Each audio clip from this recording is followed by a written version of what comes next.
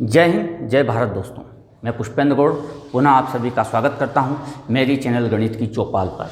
दोस्तों, मेरे वीडियो को लगातार देखने के लिए मेरे चैनल को जरूर सब्सक्राइब कीजिए ताकि आपको मेरे सारे वीडियो मिलता रहे। दोस्तों, आज जो हमारा कक्षा 10वीं विज्ञान में जो रसायन है उसका तृतीय अध्याय हम लगातार पढ़ रहे हैं। पिछले वीडियो में मैंने धातुओं के भौतिक गुण समझाए थे। भौतिक गुणधर्म हम सामान्यतः अपनी ज्ञानेंद्रियों की सहायता से पता करते हैं। आज दोस्तों हम पढ़ेंगे धातुओं के रासायनिक गुण। अब इसमें जो छोटे छोटे प्रश्न तैयार होते हैं दोस्तों, मैं उस पर भी आपसे चर्चा करूंगा। तो अब धातुओं के रासायनिक गुण। तो धातुओं के रासायनिक गुण में दोस्तों, जब हमने इस रसायन को प्रारंभ किया था तब हमने एक प्रयोग किया था कि एक मैग्नीशियम रिबन को अगर हम ऑक्सीजन की उपस्थिति में जलाते हैं तो क्या होता है। उसी जो क्रिया विधि है उसके आधार पर हम ये देखते हैं कि अगर किसी धातु को वायु में दहन किया जाए, ऑक्सीजन की उपस्थिति में अगर दहन किया जाए, तो दोस्तों जब हम दहन करेंगे तो इस धातु से संगत ऑक्साइड बनेगा, जिसको हम बोलेंगे धात्विक ऑक्साइड।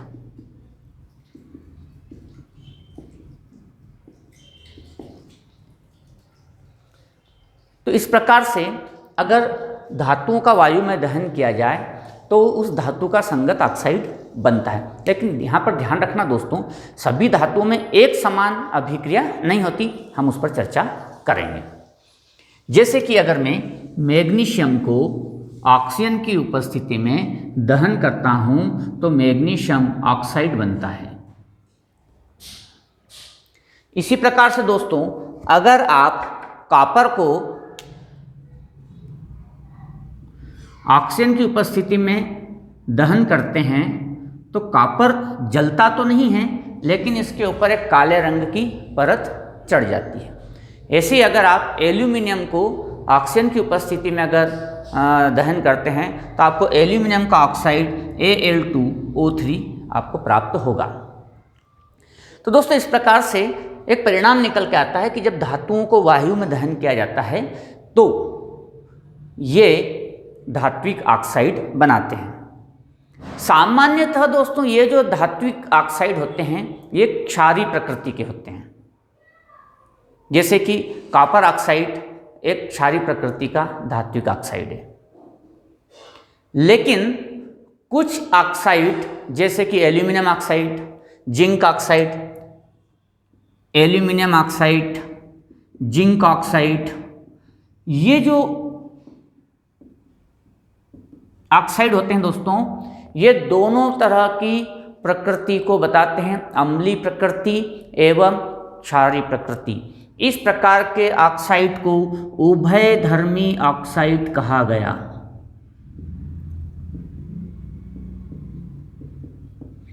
इस प्रकार के ऑक्साइड को उभयधर्मी ऑक्साइड कहा जाता है। तो पहला प्रश्न आपका इस पॉइंट पर बन जाता है कि उभयधर्मी ऑक्साइड किसे कहते हैं। तो हम इसका उत्तर लिखेंगे दोस्तों कि जब सामान्यतः धातुओं को ऑक्सीजन की उपस्थिति में दहन किया जाता है तो धात्विक ऑक्साइड बनता है। सामान्यतः धात्विक ऑक्साइड क्षारीय प्रकृति के होते हैं, लेकिन कुछ धात्विक ऑक्साइड जैसे कि एल्यूमिनियम ऑक्साइड और जिंक ऑक्साइड दोनों प्रकृति शो करते हैं, अम्लीय प्रकृति भी और क्षारीय प्रकृति भी। ऐसे ऑक्साइड को हम उभयधर्मी ऑक्साइड कहते हैं। एक प्रश्न इसमें तैयार हो जाता है। इसके बाद दोस्तों हमने ये कहा था कि सारी धातुएं ऑक्सीजन की उपस्थिति में एक समान रूप से अभिक्रिया नहीं करती। कुछ ऑक्साइड तीव्र गति से ऑक्सीजन के साथ अभिक्रिया करके दहन करते हैं, जैसे कि सोडियम और पोटेशियम। सोडियम और पोटेशियम ऑक्सीजन की उपस्थिति में त्वरित अभिक्रिया करके ज्वलनशील हो जाते हैं, दहन कर लेते हैं। इसलिए अचानक दहन या अग्निशमन होने से बचने के लिए, या आग लगने से बचने के लिए, या किसी दुर्घटना से बचने के लिए पोटेशियम को केरोसिन तेल में रखा जाता है। सोडियम को भी केरोसिन तेल में रखा जाता है। क्यों? क्योंकि सोडियम और पोटेशियम दोनों ही अत्यंत क्रियाशील धातु है, ऑक्सीजन के संपर्क में आकर तुरंत अभिक्रिया करते हैं और ये जलने लगती है। तो ऑक्सीजन से इनको बचाए रखने के लिए सदैव इन्हें केरोसिन ऑयल में रखा जाता है। तो इसमें से एक प्रश्न और बनता है दोस्तों कि सोडियम और पोटेशियम को सदैव केरोसिन तेल में डुबोकर क्यों रखा जाता है?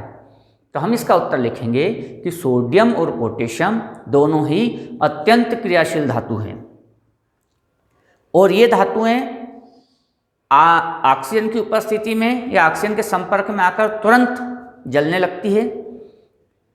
एक अचानक होने वाले अग्नि दहन और एक्सीडेंट से बचने के लिए ऑक्सीजन से इनका संपर्क विच्छेदित बना रहे, इसलिए इन्हें हम सदैव केरोसिन ऑयल में डुबोकर रखते हैं। कुछ धातुएं सीधे अग्नि में दहन करने पर नहीं जलती, जैसे कि लोहा, आयरन। आयरन को सीधा अगर आप अग्नि के संपर्क में लाएंगे तो दहन नहीं करेगी ऑक्सीजन की उपस्थिति में, लेकिन अगर उसका चूर्ण का प्रयोग करेंगे तो वो दहन करता है। कॉपर जैसी धातु अग्नि के संपर्क में आने पर नहीं जलती है, उसका दहन नहीं होता है, लेकिन हाँ उसके ऊपर एक काले रंग की परत चढ़ जाती है। सोना और चांदी जैसी धातुएं ऑक्सीजन की उपस्थिति में दहन करने पर किसी भी प्रकार की कोई अभिक्रिया नहीं देती। इसलिए हम जब ये कहते हैं कि धातुओं का वायु में दहन, तो समस्त धातुएं वायु में दहन हो ऐसा जरूरी नहीं, एक समान गति से दहन हो ऐसा भी जरूरी नहीं है। अलग अलग धातुएं वायु की उपस्थिति में अलग अलग प्रकार से दहन करती है, जिसमें से सोना और चांदी किसी प्रकार का कोई अभिक्रिया ऑक्सीजन की उपस्थिति में दहन करने पर नहीं करती। अगला बिंदु देखते हैं हम रासायनिक क्रिया का। दोस्तों हमारा रासायनिक अभिक्रिया धातु के साथ, इसमें हमारा जो दूसरा बिंदु है कि धातुएं जब जल के साथ अभिक्रिया करती है तो क्या होता है। तो दोस्तों जिस प्रकार से हमने दहन में देखा था कि समस्त धातुएं ऑक्सीजन की उपस्थिति में एक समान अभिक्रिया नहीं करती, उसी प्रकार समस्त धातुएं जल के साथ एक समान अभिक्रियाएं नहीं करती। पोटेशियम और सोडियम जैसी अत्यंत सक्रिय धातुएं ये ठंडे जल के साथ अभिक्रिया करती हैं और इसके साथ धातु ऑक्साइड और हाइड्रोजन गैस बनती है। तो जो भी धातु जल के साथ अगर अभिक्रिया करेंगी तो वे धातु ऑक्साइड बनाएंगी और उनके साथ हाइड्रोजन गैस उत्पन्न होगी, लेकिन सभी में एक समान और एक मात्रा में हाइड्रोजन गैस उत्पन्न हो ये जरूरी नहीं। लेकिन दोस्तों जब सोडियम और पोटेशियम ठंडे जल के साथ अभिक्रिया करते हैं, बाकी जल के साथ भी कर लेते हैं पर ठंडे जल के साथ भी अभिक्रिया कर लेते हैं। सोडियम और पोटेशियम जब ठंडे जल के साथ अभिक्रिया करते हैं तो इनमें तुरंत लार्ज अमाउंट में या बहुत अधिक मात्रा में हाइड्रोजन गैस उत्पन्न होती है, इसलिए यह अभिक्रिया ऊष्माक्षेपी अभिक्रिया भी है। और ये जो अत्यधिक मात्रा में जो हाइड्रोजन गैस उत्पन्न होती है ये तुरंत आग पकड़ लेती है। इसीलिए जब सोडियम और पोटेशियम जल के संपर्क में आते हैं तो तुरंत अभिक्रिया करके अत्यधिक मात्रा में हाइड्रोजन गैस उत्पन्न करते हैं। यह हाइड्रोजन गैस तुरंत आग पकड़ लेती है, इसलिए यह एक ऊष्माक्षेपी अभिक्रिया है। लेकिन मैग्नीशियम जैसी धातु ठंडे जल से कोई अभिक्रिया नहीं करती। हाँ, लेकिन यह गर्म जल के साथ अभिक्रिया करती है और गर्म जल से अभिक्रिया करने पर मैग्नीशियम धात्विक ऑक्साइड बनाती है और हाइड्रोजन गैस उत्पन्न करती है। यहाँ पर हाइड्रोजन गैस की मात्रा बहुत धीमे उत्पन्न होती है और कम मात्रा में होती है, इसलिए ये आग नहीं पकड़ पाती। अब ये जो हाइड्रोजन गैस उत्पन्न होती है ये मैग्नीशियम धातु के आसपास जाकर के इसके गैस के बुलबुले जमा हो जाते हैं, इसलिए जो मैग्नीशियम धातु पानी में डूबी हुई रहती है, बुलबुले चिपकने के कारण ये ऊपर की ओर तैरने लगती है। इसी प्रकार से कैल्शियम भी है। कैल्शियम भी अत्यंत क्रियाशील धातुओं में शामिल है, लेकिन उसमें उत्पन्न हाइड्रोजन आग नहीं पकड़ती। उसमें भी यही होता है कि जो हाइड्रोजन गैस के बुलबुले हैं जो कैल्शियम के आसपास जमा हो जाते हैं, इसलिए कैल्शियम पानी पर तैरने लग जाता है। इसके बाद हम दोस्तों देखेंगे कि एल्यूमिनियम, आयरन और जिंक। एल्यूमिनियम, आयरन और जिंक जैसी धातुएं ना तो ठंडे जल से कोई अभिक्रिया करती है ना ही गर्म जल से कोई अभिक्रिया करती हैं, लेकिन हाँ ये धातुएं भाप के साथ स्टीम या भाप, अत्यंत गर्म पानी से जब भाप निकलने लगती है तो उसके साथ अभिक्रिया करते हैं और धात्विक ऑक्साइड के साथ हाइड्रोजन गैस उत्पन्न होती है। लेकिन कुछ धातुएं ऐसी हैं जैसे कि लेड, सिल्वर, गोल्ड, कॉपर, ये ऐसी धातु हैं जो पानी के साथ किसी भी अवस्था में कोई अभिक्रिया नहीं करते। तो इस प्रकार से जल के साथ भी जो अभिक्रिया है धातुओं की, वो अलग अलग धातुओं की जल के साथ अभिक्रिया की दर अलग अलग है। और कुछ धातुएं ऐसी हैं, लेड, गोल्ड, सिल्वर, ये किसी भी स्थिति में जल के साथ कोई रासायनिक अभिक्रिया नहीं करते हैं। तो धातु की रासायनिक अभिक्रिया में दोस्तों हमारा अगला बिंदु है धातुओं की अम्ल के साथ अभिक्रिया। वैसे हम इस बिंदु को इसके पहले वाले अध्याय में पढ़ चुके हैं कि अम्ल की धातुओं के साथ अभिक्रिया, जब हमने अम्ल एवं क्षारक वाला अध्याय पढ़ा था तब हमने अम्ल की धातु के साथ अभिक्रिया पढ़ा था। बात एक ही है, धातु की अवअम्ल के साथ अभिक्रिया। तो दोस्तों जब धातु की तनु अम्ल के साथ अभिक्रिया होती है तब लवण और हाइड्रोजन गैस बनती है। लेकिन ये ध्यान रखना, अगर धातु HNO3 विलयन के साथ या अम्ल के साथ, नाइट्रिक अम्ल के साथ अभिक्रिया करता है तब यहाँ पर दोस्तों हाइड्रोजन गैस नहीं बनती। HCl या H2SO4 अम्ल का प्रयोग करेंगे तो ही हाइड्रोजन गैस बनेगी। HNO3 अम्ल के साथ जब धातु अभिक्रिया करती है तब यहाँ पर हाइड्रोजन गैस नहीं बनती, क्योंकि जो HNO3 प्रबल ऑक्सीकारक अम्ल है और ये तुरंत हाइड्रोजन को ऑक्सीजन के साथ अभिक्रिया करके जल बना देता है, इसलिए इस बात का ध्यान रखें।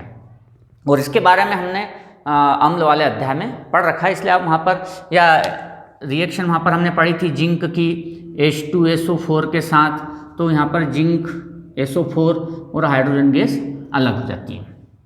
तो इस प्रकार से धातु जब अम्ल के साथ क्रिया करती है तो लवण बनाती है और हाइड्रोजन गैस बनाती है। अब इस धातु की रासायनिक अभिक्रिया का जो हमारा अंतिम बिंदु है दोस्तों, वो है क्या, अन्य धातु लवणों के विलयन के साथ धातुएं कैसे अभिक्रिया करती है। तो अन्य धातु लवण, जैसे कि मान लो मेरे पास आयरन है और एक धातु का लवण है कॉपर सल्फेट,